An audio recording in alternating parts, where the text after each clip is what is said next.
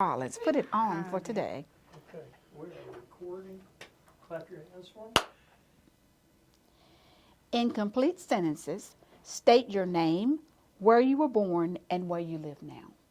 My name is Barbara Collins. I was born in Pell City, Alabama, and I still live in Pell City, Alabama. Tell us a little bit about what you're doing now. Right now, I am working, doing seasonal work with H&R Block. And I went to H&R Block because I felt my brain getting a little laxed. So I went back there to um, try to keep dementia away. Tell us about growing up in Pell City. What was that like? Growing up in Pell City, Alabama is actually twofold. As a child, I attended St. Clair County Training School. And going to St. Clair County Training School at that particular time, I didn't realize that I was in heaven until I went to Pell City High School. So growing up in Pell City was very interesting and lots of fun. Who were your parents? I was born to Hattie Sturkey Collins and Finus Collins, but everybody calls him Pop Collins. What was a typical day like for you? Well, that can be answered in two folds.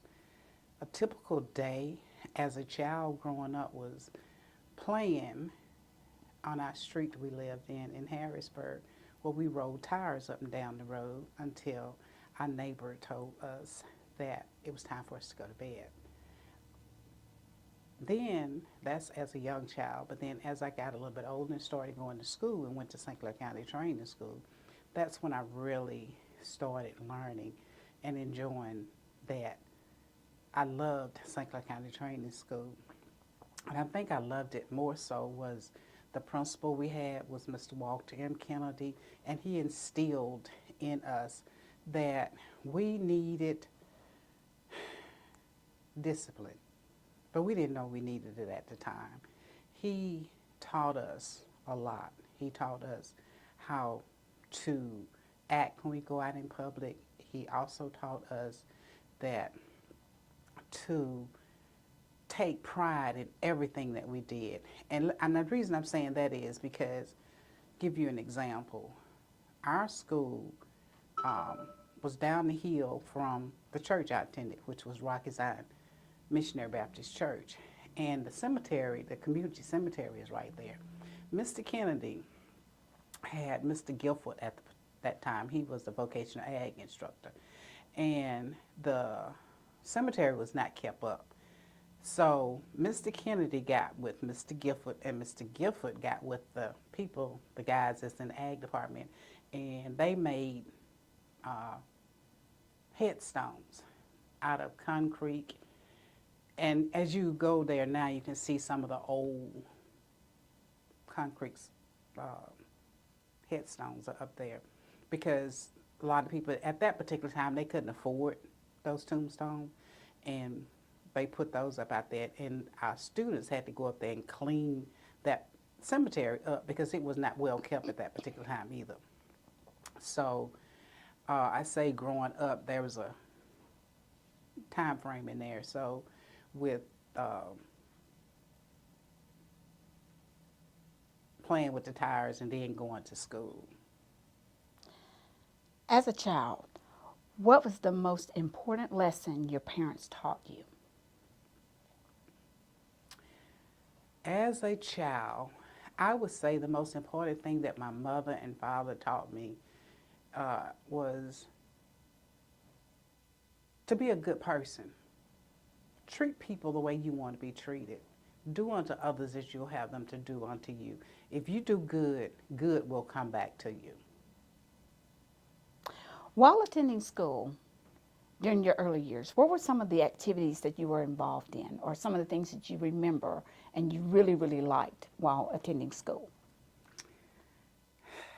Well, I'm glad you asked that because attending St. Clair County Training School, we didn't have all the things that Pell City High had. We used to get the hand-me-downs from Pell City High.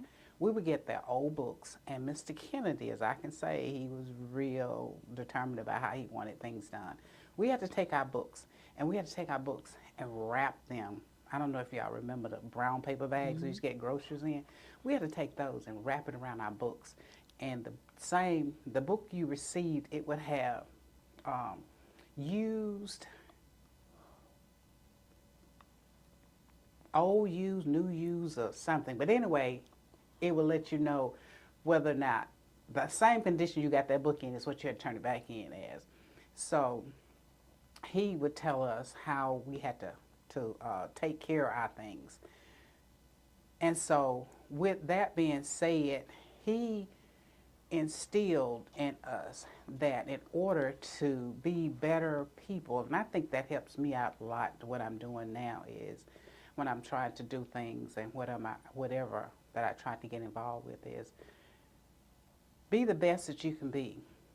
And that's what he tried to instill in us. What role did faith play in your early years? Did it shape the person you would become, and if so, how? As a child, our neighbor was the deacon at my church, Rocky Zion Missionary Baptist Church. And he used to take my sister and I to church. And we would participate in everything that they would have there, especially the various programs that they would have, like Christmas and Easter. But what taught me speech was my grandmother's church, which was right down the street from us, was St. Paul, Sanctified Church. And you had to get up, everybody had to get up and say something. And our testimony would be, I thank God for my being here, and I want y'all to pray for me. So every one of us had to stand up and say that. And I say that was my learning for speech class. I didn't expound on the last question that you was asking me a few minutes ago about what did I enjoy in school. In school at St. Clair County Training School, which I attended for 11 years of my life, I participated in a lot of things. In the 6th grade, I may have been before then, it was what we used to have, a flutophone. I learned how to play the flutophone, and we would have various programs, and on that, we didn't have a band. Well, I was too young to be in a band anyway. But then, as I got older, we had a band at St. Clair County Training School, and in the band, I started out on the clarinet. Then I graduated to the saxophone, and then I was marching majorette, and I played in concert band. I played the sax or the clarinet, whichever one I was playing at that particular time. And but when I went to Pell City High, which was my senior year, integration got me, our class. We were the class of 1970, and in 1970, it was not a very good year for us, any of us. I was talking to, who was supposed to be here with me today is one of my classmates, Christopher Gover, but he was having some technical issues. So they went to a prom. They paid to go to the prom. And in the process of going there, they get to, I think it was in Birmingham, I didn't go. They went to Birmingham and they get there and our classmates turned them around, would not let them in. In our class that graduated was only 11 of us. We started out with more than that. Some of them dropped out for various reasons. And one of the reasons is they were not nice to us. They treated the animals better than they did us. And it was so sad that my senior year, I was looking forward to being in everything, because that's when you run for Miss Homecoming and Miss St. Clair County Training School, Miss Prom, all of the things that you would be looking forward to. in your senior year. And only thing we could look forward to in our senior year was get me out of Pell City High School with my diploma. A lot of my classmates uh, dropped out, and they dropped out because they didn't treat us nice. But I didn't have that option because my parents wouldn't let me. I tried. When I went to Pell City High, I used to think of illnesses to keep from going to school, but my mom and dad did not believe in those illnesses. But when I was at St. Clair County Training School, I went to school when I couldn't breathe. I couldn't see. My nose was running. I was just in bad shape. That was because I didn't want to miss nothing. Because at that particular time, I didn't realize what Mr. Kennedy was instilling in us, how he was developing us out until I graduated. And then I looked back over it. I said, let me just describe the differences between St. Clair County Training School and Pell City High. Okay, St. Clair County Training School was heaven. Pell City High was pure hell. And they treated us that way. There were a few teachers, and I have to give shout outs to them. Miss Whittle, who was my, she taught me shorthand and typing. And at that particular time, we was typing on those typing machines that it was not electric. So the little A, you had to really press hard to get that A with that little pinky finger. Miss Whittle was that teacher. She was really, really nice. And not only her, we had Ms. Alexander. She was my, I guess you call it the history teacher. I think back then it was economics. She was really nice. And it was a lady that taught PE. I can't think of her name, but she was a young lady. She was really nice. Those are the three people that I can think of that was really nice to us when we were at Pell City High. There was an English teacher there. By the name of Vicki Smith. She was not nice to us. When we was in her classroom, when you walk in the class, the seats were down the hall. Well, you know how the class is set up. But when you come through the door, our desk was right next to the wall. I said our desk. It was about 5 of us blacks in there at the particular time. And we all sat in this single row behind each other. There were some jocks that would be in there, especially after a football game on a Monday morning. They would be laughing and talking, having a good time talking about the game on Friday night. And they had the time of their lives. They could sit at her desk and laugh and talk and have a good time. But if we wanted to get a message to say who was at the front desk, you'd have to tell the person in front of you. You know how you had to pass a little word on and go up. And she would see us whispering. She would hit the desk and say, let's get quiet in here. We jumped and sit up straight and get quiet. There was one girl that was in there in the class with us that started out, but they took her out of the class with us, Frances Turner Tyler, and they took her and put her in what they called the AP, which was Advanced Placement. And of course, I was talking to her. I said, well, y'all give me some ideas, because I knew we were going to be talking. I said, help me out with understanding and reminiscing. And she was saying they had put her in that class. And when they put her in the class, she was saying they didn't tell her what she was supposed to be doing. And this is supposed to be the people that were advanced. One girl in the class with us, Sally Elaine Coleman, but she's a FUMBI now, should have also been in that AP class. So she was telling me, she said, I didn't realize that in the class I was supposed to be reading Romeo and Juliet. She was in there writing love letters to her boyfriend, which turned out to be her future husband. And so she said when she got her first test score, she made a C on it. And so that's when she realized, oh, I need to get to this, because she knew that that wasn't what she was supposed to be doing. So after that, she was saying that when the next time she had that test, she knew what to do. She started reading.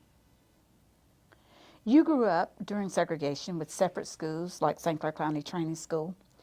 Do you ever question why your school was separate from white schools? I don't question because back then it was separate but equal, which it has never been separate but equal.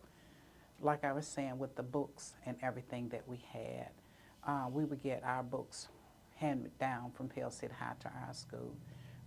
And then, say for instance, some of the textbooks that we needed that was not available, that they didn't give to us, we had to go to Pell City Rexall Drugs and pay for our books there. And I do believe, and I could be wrong, Lord forgive me, I could be wrong, I think they jacked the price up on those books because those were very expensive. Growing up with the things separate but equal, it's hard to describe how it made you feel that the separate but equal. But being separate and equal, I felt I learned more being separate than I did when I went to Pell City High, because at St. Clair County Training School, like I said, they instilled something into us that made us want to do and be better at what anything we put our mind out to it. The separate but equal at Rexall Drugs, where we got our books from, they had a, I guess what you call a deli in there, and you could go in and you could order your food. They had the big round table in there. That's where all the dignitaries would sit at and drink coffee and talk about how the city should be run. They wouldn't let Kmart come in for a long time. You could go in and you could order your food, but you couldn't sit. You couldn't sit in there and eat. You had to stand and order your food and stand there and look at them preparing your food.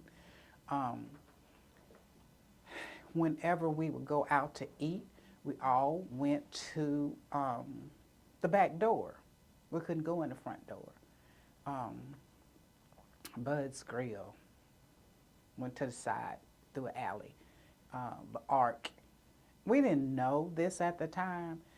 We had to sit in the back, but when we were in the back there, everybody would be in their cars. I think at the time, Mr. Dude Shepherd was one of the chefs back then. And we would all be out there playing. We just had a good time. We didn't realize how bad it was because we were so young. We didn't realize that we were being treated differently. So it's just the separate but equal. I enjoyed being separated at St. Clair County Training School instead of going to Pell City High. Because like I said, I was in the band. I didn't even try to do anything at Pell City High. All I was wanting was my piece of paper so I could get out of Pell City High School. Did you see color as a barrier for you in school? Well, yes and no. Let me go way back to St. Clair County Training School in my 5th grade. My 5th grade teacher was the principal, Miss Walter M. Kennedy's wife. Her name was Mary Kennedy. And she used to be so mean to us. She would tell us that when y'all see me, y'all saying I'm being mean to you now. When you see me, you're going to hug my neck. And I used to say, yeah, I'm going to hug you, but I'm going to squeeze the breath out of you. But when I did see her, I hugged her and thanked her for teaching us and teaching us what we had to do. The color barrier was there that even at St. Clair County Training School was a color barrier. And I was her teacher's pet, but she still was not, I say a teacher's pet, but maybe I got a little bit better treatment than some of the other ones. And I attribute it to the color of my skin. But at Pell City High, that didn't even help any at all. So, yeah, there's been, and it still is, prevalent to this day. You were among the first to integrate Pell City High School and a high school tradition, the prom. Yes, ma'am. The prom, um, the my classmate who was planning on coming here with me, and I wanted him to be here because he was one of those that attended the prom. It was 6 of them out of our class that went to the prom. They paid their money. The prom was in Birmingham. And when they went to the prom that year, they get to the door. And these were our classmates, our senior classmates. They turned them away at the door and told them that they could not come in. They would not give them their money back. And in talking with them, I found out that what they had to do to get their money back, they, Reverend Carl Nobles, Mr. Toad Williams, and I want to say Miss Green, I'm not sure. I guess I shouldn't be calling names, but I know that they were the spearheads back during that time. That I do know that Mr. Carl Nobles got involved. I said Mr. Reverend Carl Nobles got involved with that and at the school to make them to give them their money back that they paid to attend the prom that they could not attend. There are always obstacles to overcome in life. How did you approach reaching your goals?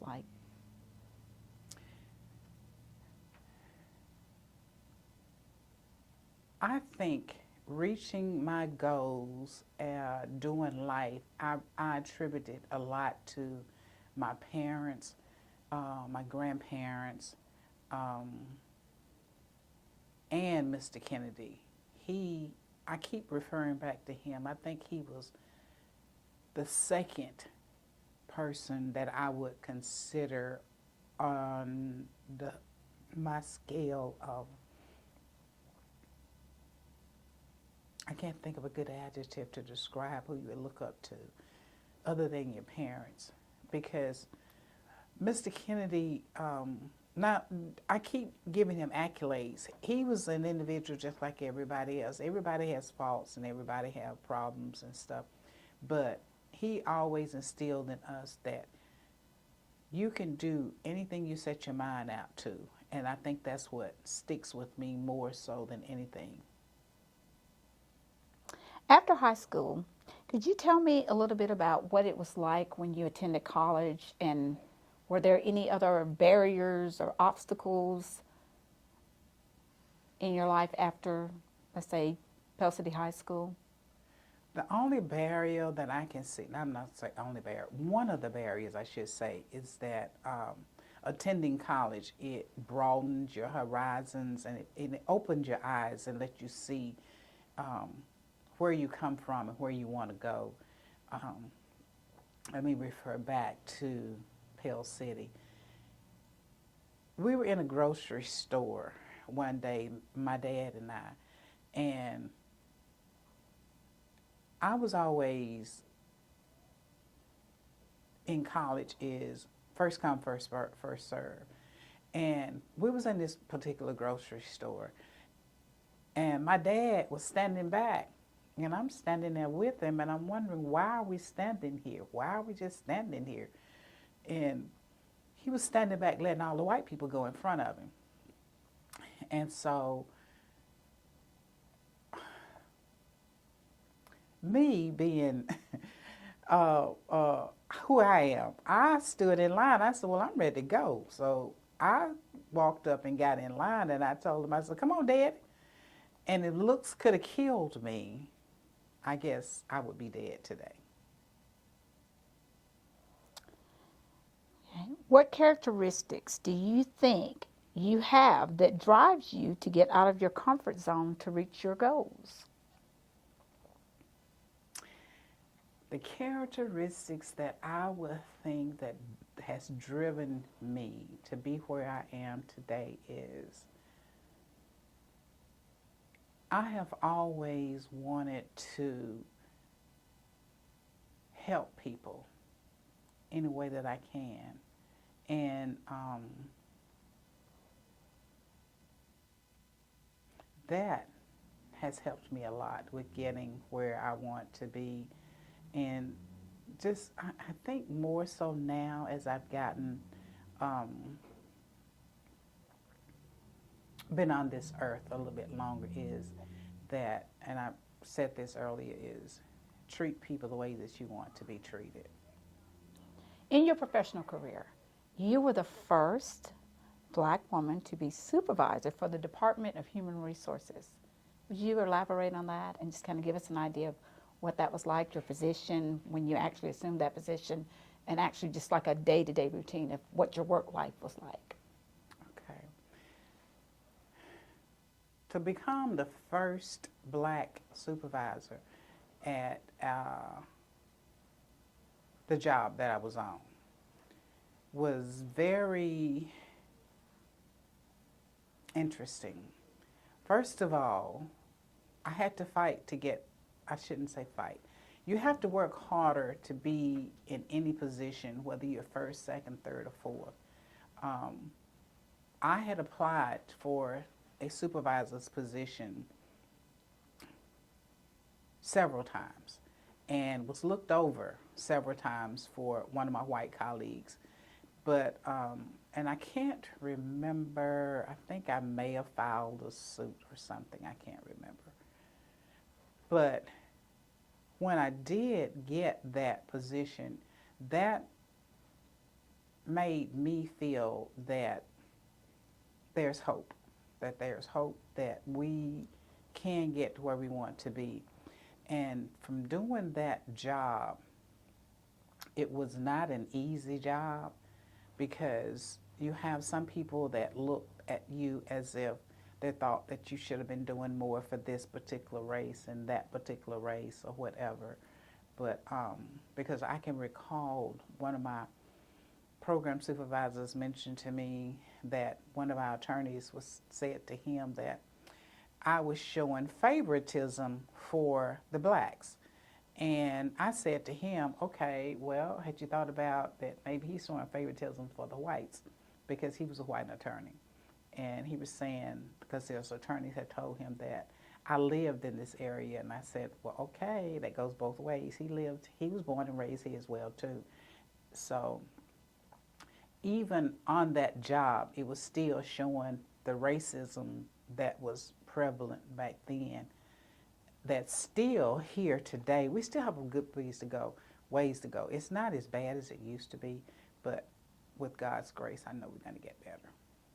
What are some of the things that you hope to overcome now that you are in a different field and you're no longer with the Department of Human Resources? What are some of the things that you would like to see happening in our city that you could be a part of? Well, I would just like to see that if you look at all the various boards, you may see one of us on there. It would be nice if they would still reach out and try to include more of us here, because let me just go back to, I think it was last year or year before, I can't remember. They had a display up down in front of the library, and it was showing the past. And I asked the question, I said, well, I don't see any blacks on here. Where are the black folk? Were there not any black folk back when you all did this? And they were saying, well, yes. So I would like to see that we are being more inclusive into everything that they're coming up and doing with now, because it's not just a black and white thing. We have all walks of life of people here now, and it will be just wonderful if you could, when you look up and you see, when you look at some of the little story time books, they have different people in there as well. So if we can put it in a storybook, why can't we put it in real life? If you gave advice to a younger person or younger people today about achieving goals, what would that advice be?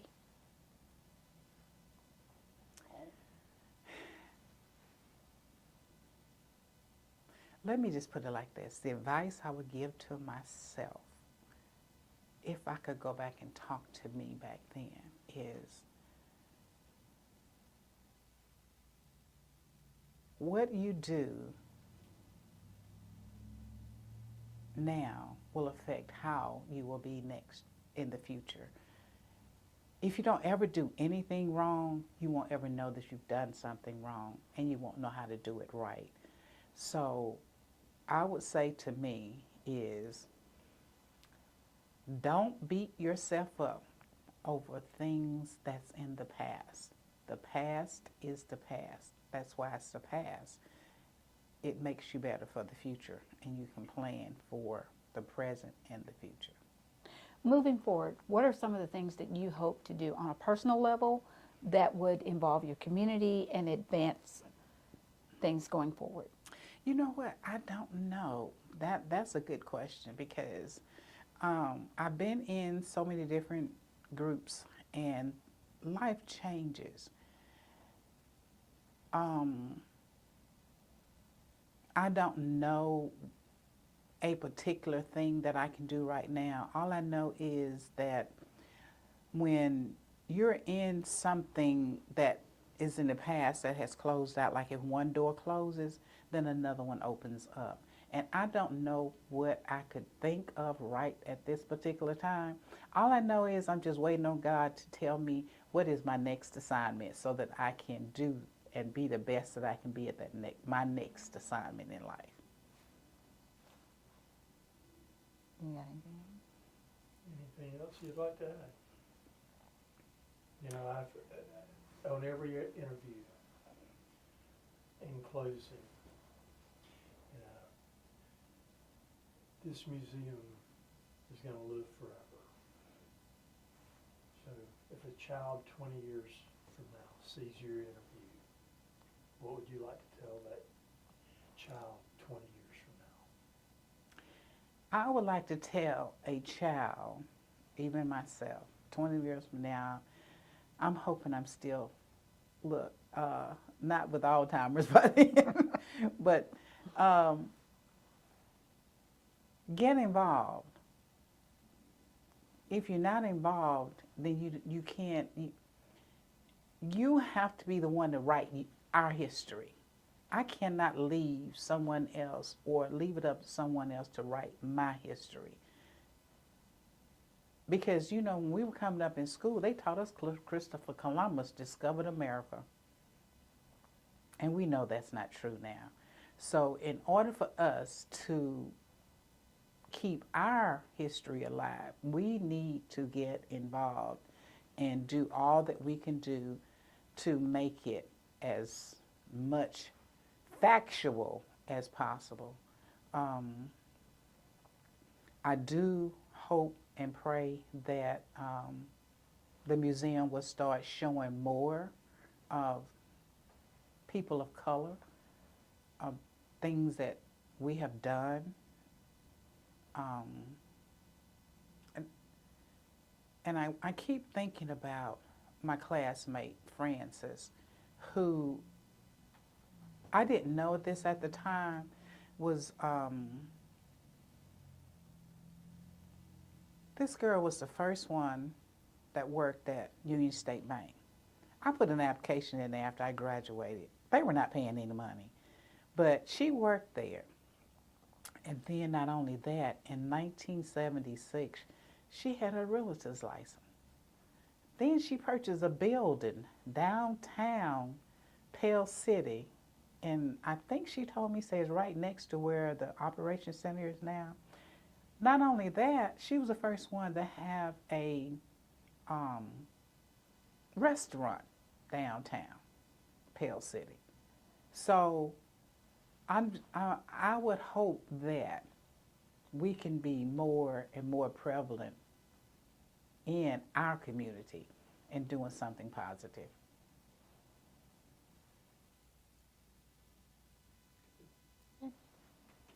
Thank you, thank you, thank you.